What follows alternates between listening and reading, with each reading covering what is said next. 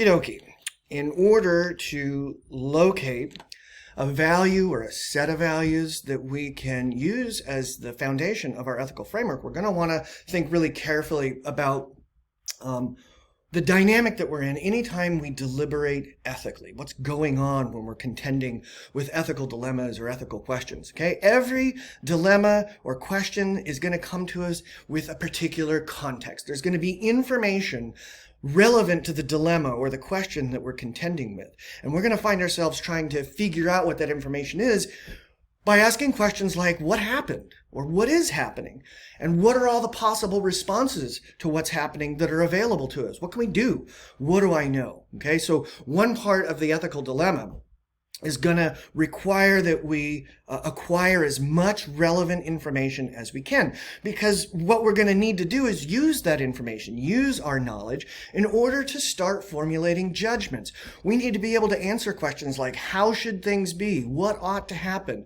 Of all of the responses that are available to us, which one should we choose? What should we do? Okay? So an ethical dilemma involves this dynamic between what we know is the facts of the matter and what we believe ought to be. Okay? And this is sometimes called the is-ought gap.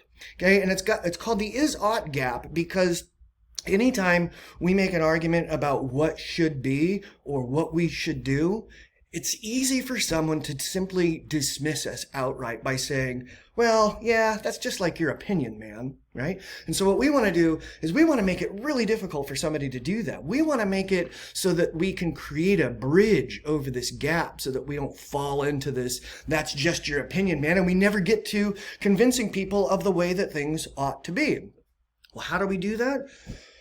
We've got to make sure that when we leap forward with our judgment, with our answer to these questions about what ought to be and what we should do, we want to make sure that we are firmly grounded in the relevant facts. We want to make sure that we have really good information. We want to make sure that we have knowledge. Okay? What is knowledge? Knowledge is beliefs that are true, right? You can't have false knowledge. You can have a false belief. You can think you know something and then later find out, oh, I guess I didn't know that after all. But you can't have false knowledge. Knowledge implies that what you believe about something is true. Now, I know you've been thinking about this idea of truth in your thought primer because I asked you some questions related to truth, like, what does it mean to say a statement is true or false?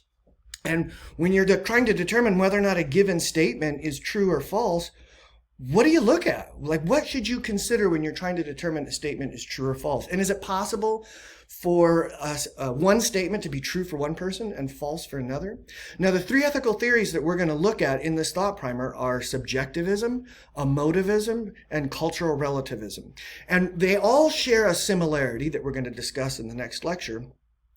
And they all have different ideas about what makes statements true. In particular, what makes moral or ethical statements true.